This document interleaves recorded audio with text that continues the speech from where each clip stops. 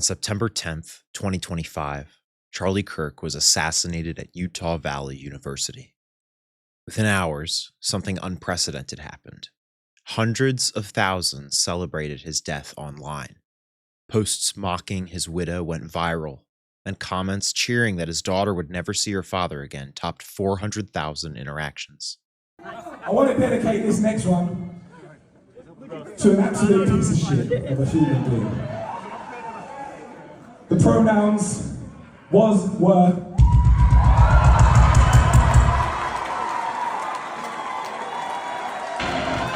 Because if you chat shit, you will get banned.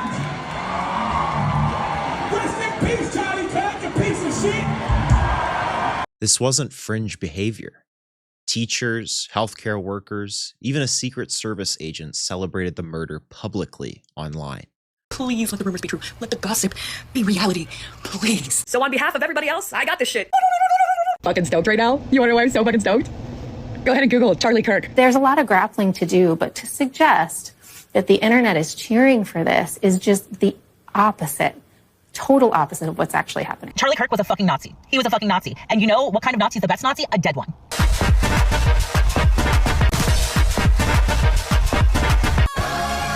I'm not saying she deserved it, but I'm saying God's timing is always right. A database of over 63,000 people were flagged for mocking Kirk's death, and that number continues to grow day by day.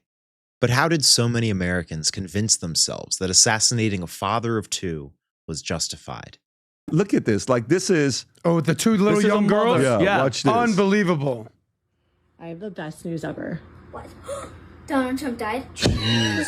That's the best news. Second best news. The vice president died? Okay, third best news. That Elon Musk died? Okay, no. Nobody died. My best friend's getting married.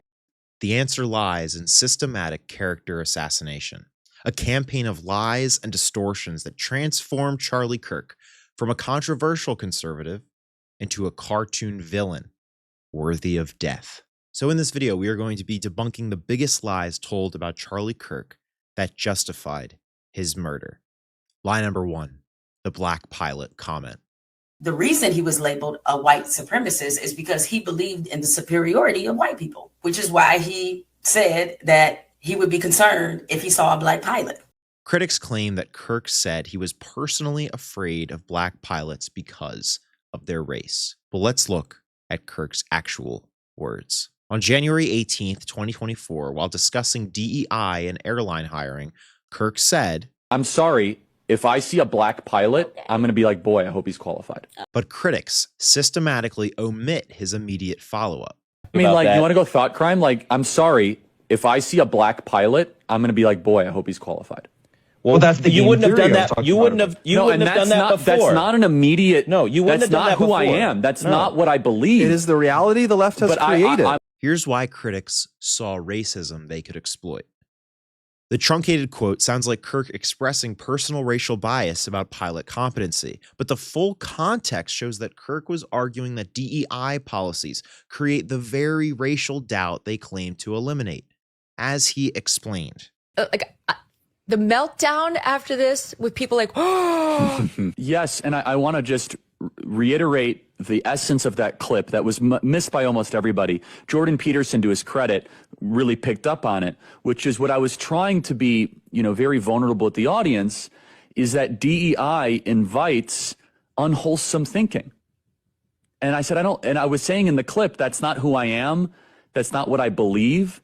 But what it does is it makes us worse versions of ourselves, Megan.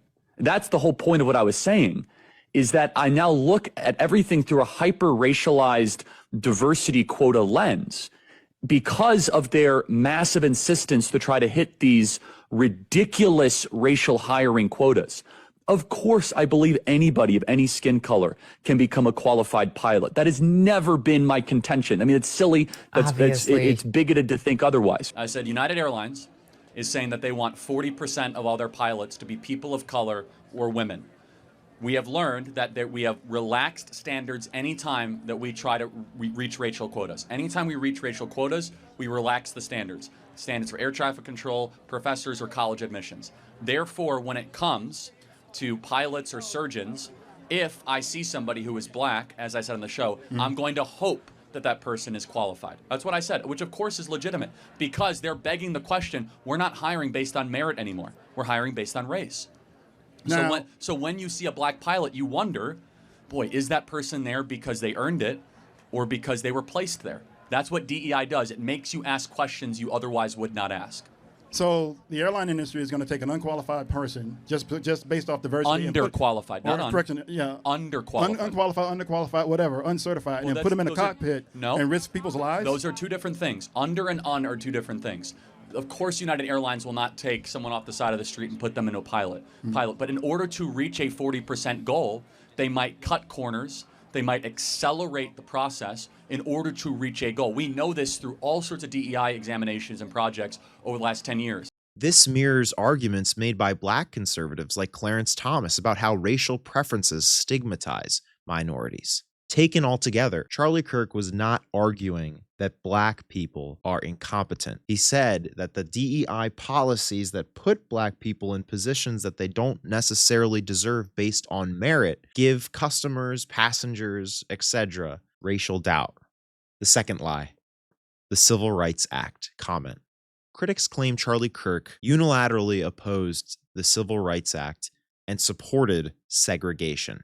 And Kirk's self-described very, very radical view that the country made a mistake when it passed the Civil Rights Act. Also true. Critics saw racism in the phrase huge mistake when it related to the civil rights legislation. It sounded like Kirk was coming out in favor of segregation, which is what the Civil Rights Act was mainly targeted at.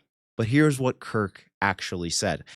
You said the Civil Rights Act was a mistake. What did you mean by that? Yeah, so the parts of the Civil Rights Act were great, but the way it's now being implemented to force men in female bathrooms, to push forward of the trans agenda, the intent of the Civil Rights Act is way beyond what it was originally authored for. But the intent specifically originally was to Well, that's interesting. So the intent and the law are two different things. So the intent was noble, which was to say that no American can be not allowed into a place of business based on the color of their skin or their ethnic heritage. Totally agreement with that. That's not what the law only did. It created a massive anti-racist DEI army that then gave us affirmative action. For example, recently, Merrick Garland sued using the Civil Rights Act, saying that we cannot have voter ID in certain states because it's a violation of the Civil Rights Act. So basically what the Civil Rights Act did is that it went beyond disparate impact and then went to disparate effect. In the sense where if black Americans are not doing as well as white Americans in a certain category, you can now use the Civil Rights Act and say that's a violation of the Civil Rights Act, even though there might be other contributing factors. Does that make sense? Yeah. So it's too broad, too wide, and it's now doing a lot of damage to the country. It's being used well beyond its original intent. Kirk's argument was constitutional, not racial. He believed the Act's enforcement mechanisms were later weaponized against religious freedom and free speech, a limited government critique shared by constitutional scholars, not support for discrimination.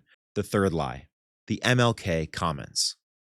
Critics claim that Kirk hated civil rights leaders and Black history. But here's what Kirk actually said. In 2023, Kirk said, MLK was awful. He's not a good person. He said one good thing that he didn't actually believe. The critics saw hatred in this statement. They said calling MLK awful appears to attack civil rights principles. Kirk describes King as, quote, a bad guy. It's true. And Kirk self-described very, very radical. But the full context reminds us that Kirk had previously called Martin Luther King Jr. a hero and a civil rights icon in 2022. His 2023 comments reflected changing views about King's personal conduct versus public message, questioning the gap between King's ideals and private behavior, not attacking the civil rights principles. Many historians have raised similar questions about mythologizing complex figures such as MLK.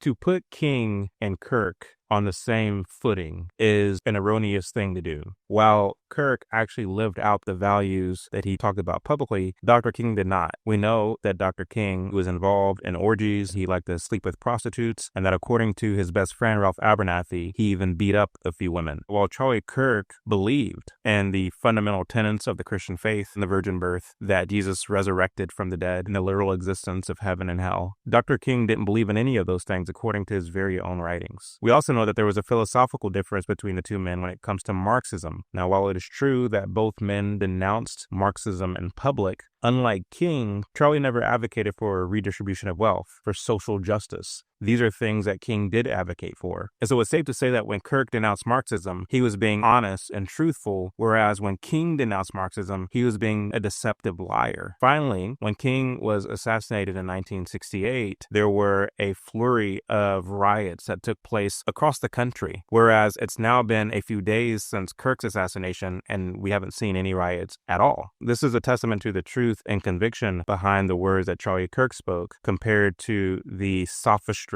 behind the words that Martin Luther King spoke. I would add that although Charlie Kirk and Dr. King were both heavily involved in the political realm, their approach to politics was also strikingly different. Charlie Kirk advocated for people to get right with Christ, for men to step up and be men, for women to be virtuous women of honor. He believed that the government has run amok and we must begin to roll back a lot of that overgrowth in order that we might get back to the true edicts of the Constitution. Whereas King believed that we should expand the role of government, that the government should have a foothold when it comes to things like housing, jobs, and wealth redistribution. The so-called ministers who have taken up the baton after King's passing are apostates, race hustlers, and opportunists. They thrive on race division and conflict. They anger their own people and keep them bitter and poor while they enrich themselves. Meanwhile, I see videos of young men in the aftermath of Charlie Kirk's death saying, I've never been to church before, but I feel inclined now to go to church because that's the kind of thing that Charlie Kirk talked about. I feel inclined to be a better husband, to be a better man, to be a better friend, because that's the kind of person that Charlie Kirk was. The fourth lie, the brain processing power quote. This might be the most pernicious lie told on the left about Charlie Kirk posthumously. Critics claim that Kirk said black women lack intelligence. But Kirk's actual words came while discussing prominent black women leaders. Kirk said, "You do not have the brain processing power to otherwise be taken seriously. You had to go steal a white person's slot." Critics saw blatant racism in this. The language appeared to attack black women's intelligence simply based on their race, and with reference to white people being smarter. He questioned the brain processing of brilliant minds such as Joy Ann Reid and Ketanji Brown Jackson. The full context, however, reveals that Kirk was criticizing affirmative action policies, arguing they create perceptions that beneficiaries couldn't succeed on merit, the same argument made by black conservatives who oppose racial preferences. The inflammatory language targeted the policy framework, not inherent capabilities. But I rise today as a clear recipient of affirmative action, and particularly in higher education. I may have been admitted on affirmative action, both in terms of being a woman and a woman of color, but I can declare that I did not graduate on affirmative action. This is my personal story.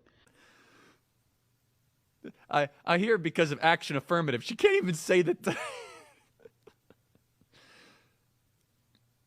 We know. It's very obvious to us that you were not smart enough to be able to get in on your own. I couldn't make it on my own, so I needed to take opportunities from someone more deserving. You know, this is how arrogant Joy Reid and Ketanji Brown Jackson and Michelle Obama and Sheila Jackson Lee are. They're so narcissistic, they think this is persuasive. They think we're like, oh, of course, that's why we need affirmative action, because you have impressed us with your brilliance. Of course. Oh no, imagine the world without Joy Reid. Imagine the world without Sheila Jackson Lee or Michelle Obama or Ketanji Brown Jackson. They think this is persuasive. They think as they kind of now reveal that I'm only here because of anti-white, anti-Asian forced discrimination policies. That turned me into a bitter, resentful activist that hates white people, honestly, through our policies. Well, let me just be clear. I got into Harvard only because of affirmative action. Through these four main lies that the left has told and repeated to itself and to the rest of the world, we see an emerging pattern. Each distortion follows identical steps. The context is removed. Complex arguments reduced to inflammatory sound bites. To protest, excuse me, they didn't put themselves down as you, and you had some very bad people in that group. But you also had people that were very fine people on both sides. So you know what? It's fine. You're changing history, you're changing culture, and you had people, and I'm not talking about the neo-Nazis and the white nationalists, because they should be condemned totally. Policy disagreements are reframed as personal hatred through motive attribution. But you're just saying that's the way it is. Well, I'm not saying anything. It's just an observation that that's the way it is. And So that you're you can saying rely on. women have some sort of duty to sort of help fix the crisis of masculinity? It depends on what they want.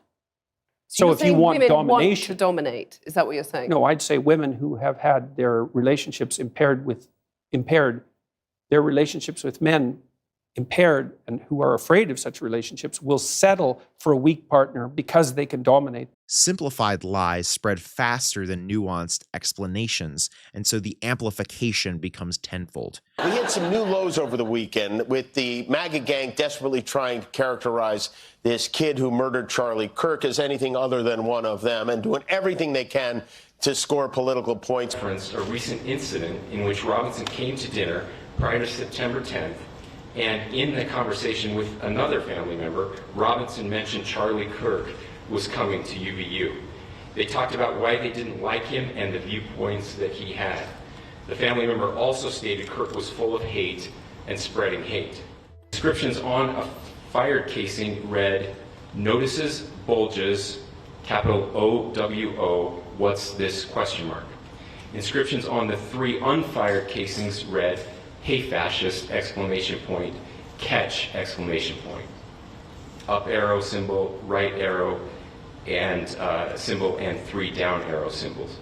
A second unfired casing read, "Oh Bella Ciao, Bella Ciao, Bella Ciao, Ciao Ciao." And moral permission is given when proven evil justifies extreme responses. Exactly like you need conservatives to be afraid of getting killed when they go to events so that they look to their leadership to turn down the temperature. The issue is right now, they don't feel like there's any fear.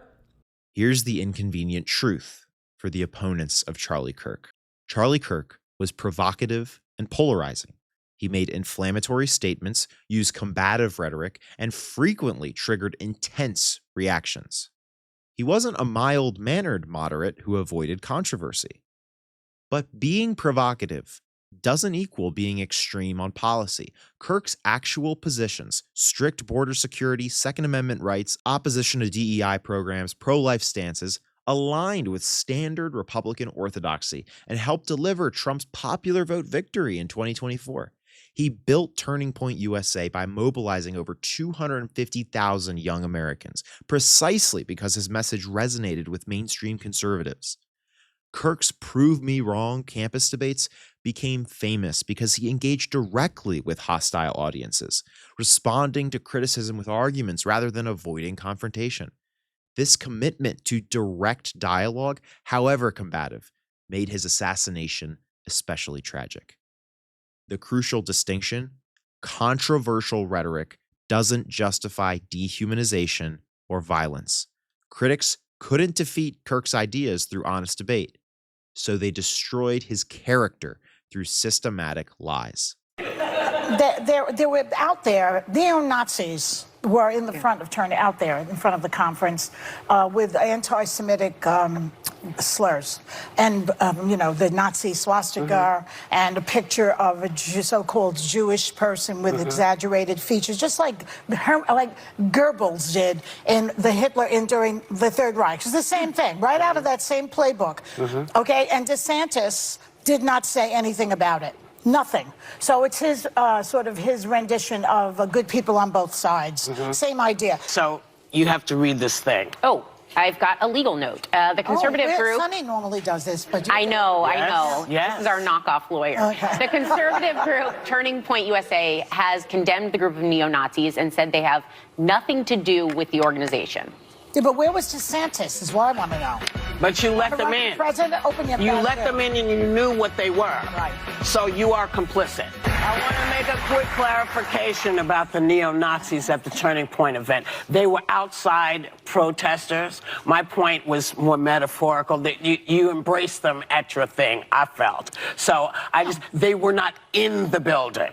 They felt no, but you know what? Okay. You know what? If the so-called Antifa who are anti-fascist, that's what Antifa stands for, would go there and protest, then Antifa would get a bad reputation. That's why when I hear that Antifa is... right, but that's not... But let me just make sure that everybody... Because, you know, misunderstanding what people say is very big. Yeah, I know. Yeah. So we want to make sure you...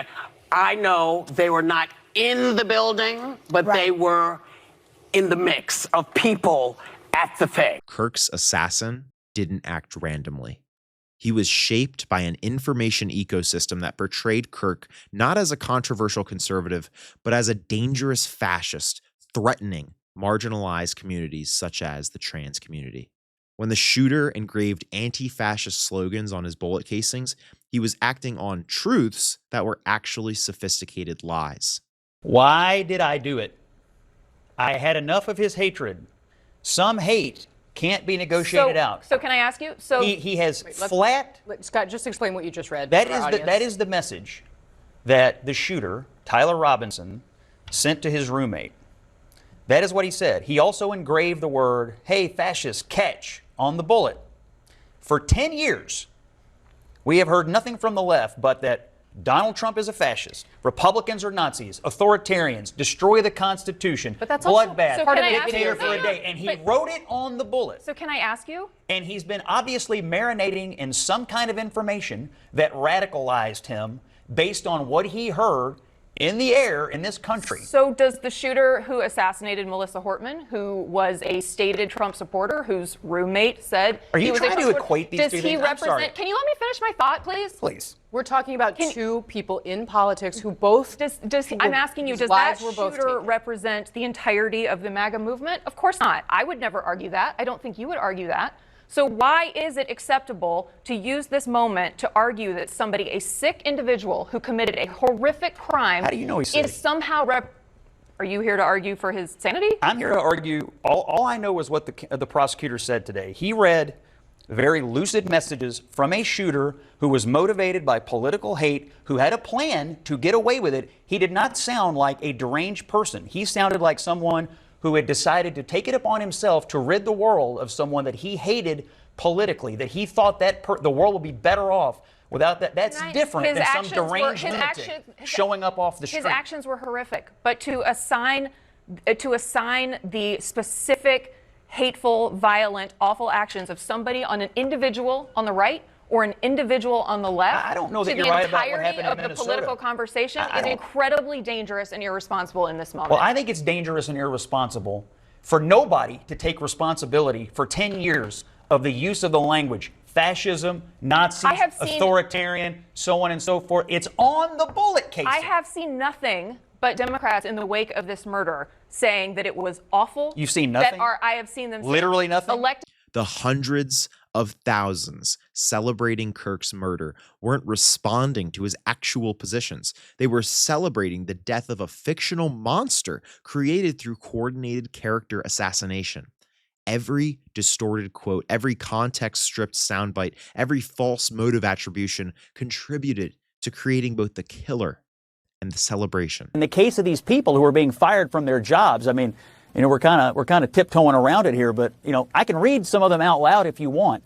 These people were not online saying, well, I disagree with Charlie Kirk. They were online saying the world is better off without him. They were online saying, you know, his wife, in this case, she's a sick F word for marrying him. I don't care about her feelings. We're better off living in a world without a disgusting psychopath. That's who we're talking about here. And I'll tell you one more thing that's on my mind tonight, and conservatives everywhere. The idea that people are saying, well, he was an extremist, or he was a racist, or he was a Nazi, or a misogynist, whatever. Therefore, we could get around to rationalizing it. Charlie Kirk was a mainstream conservative Republican. He had views that are held by tens of millions of people, including more than half the country in the last election. So if you're online saying this is justified, what you're actually saying is half the country I live in, there's some justification to commit violence or murder against them. And that's what is concerning about the people who were doing this. And that's why I don't think anybody is losing any sleep about these folks not being able to teach our children. When major outlets and political figures systematically distort someone's words, they create permission structures for violence, psychological frameworks making extreme actions seem justified. The process operates through plausible deniability. No one directly calls for murder, but everyone contributes to conditions where murder feels like the only response for some. You see, this brother right here says, well, all leftists want to see me dead. Well, I'm a leftist. I don't want to see you dead. I'm a Christian. You called Trump's administration a neo-fascist movement, you lunatic. People have gone out You're of your absolutely way. right. You have gone out of your way. No, let me make the to case. do everything Let me possible make to the cultivate case. this. Let me make the case. Oh, yeah, Will you just allow made me to your speak, case. brother? You Come just on, man. made your Come on. case. No. You haven't made the case. If you think I've made the case, then you're not interested in dialogue. You just said this brother over here said this. You very, very You called different him than brother Charlie, man. neo-fascist. That's You're what you very called him, different than Charlie, though, man. Yes, absolutely. Yeah, and I can it's make your the rhetoric case due for to that, people too. like you that got that man killed, sir. No. There are such a thing as neo-fascists. The same outlets calling Kirk a fascist now demand healing without acknowledging their role in creating the climate that enabled his assassination. They want inflammatory rhetoric's benefits without responsibility for its consequences. I just don't even know why there aren't uprisings all over the country, and maybe there will be. People need to start taking to the streets. This is a dictator. You know, there needs to be unrest in the streets for as long as there's unrest in our lives. Enemies of the state. Show me where it says that protests are supposed to be polite and peaceful. Do something about your dad's immigration practices, you feckless. When they go low, we kick. How do you resist the temptation to run up and wring her neck? Biggest terror threat in this country is white men, most of them radicalized right up to the right. I thought he should have punched him in the face. I said, even if you lost, he insulted your wife. Yes. He came down the escalator and called Mexicans rapists and murderers. He said, well, what do you think I should have done? I said, I think you should have punched him in the face and then gotten out of the race. You would have been a hero. I'd like to punch him in the face. I said if we were in high school, I'd take him behind the gym and beat the hell out of him. Punch some people in the face! When was the last time an actor assassinated a president? They're still going to have to go out and put a bullet in Donald Trump. Let me ask you tonight, do you think Donald Trump is a fascist? Yes, I do. Yes, I do. Charlie Kirk's assassination represents systematic character destruction's logical endpoint. A provocative but mainstream conservative was murdered by someone convinced through propaganda that Kirk represented fascist evil. You get up in the morning and you doom scroll through things, and although I will say this, the last few days you woke up thinking there might be news. Just saying. There will be news sometime, just so you know, there will be news. The lies weren't innocent misunderstandings. They were weapons designed to dehumanize until violence seemed justified. Kirk held controversial positions and used combative rhetoric, but he articulated views shared by nearly half of America. His real crime wasn't extremism, but effectiveness at mobilizing young conservatives, which is what he was killed doing. Let me tell you what our Project 2025 is. Beat the hell out of them. I mean it. Every distorted quote moved us closer to September 10th, 2025. Every celebration revealed how successfully the dehumanization had worked. If systematic lying about political opponents can justify assassination, democracy itself becomes the casualty. You have no idea the fire that you have ignited within this wife. The cries of this widow will echo around the world like a battle cry. Erica Kirk was right. His death must echo around the world as a battle cry, not for vengeance, but for truth in public discourse. The choice is clear. Restore basic honesty standards, recognizing the humanity of those we disagree with, or continue down a path where lies justify murdering anyone who voices unpopular truths. Donald Trump and the MAGA Republicans represent an extremism that threatens the very foundations of our republic. They didn't kill a fascist. They killed a conservative whose only crime was effectively articulating mainstream American values, values we all believed in 30 years ago.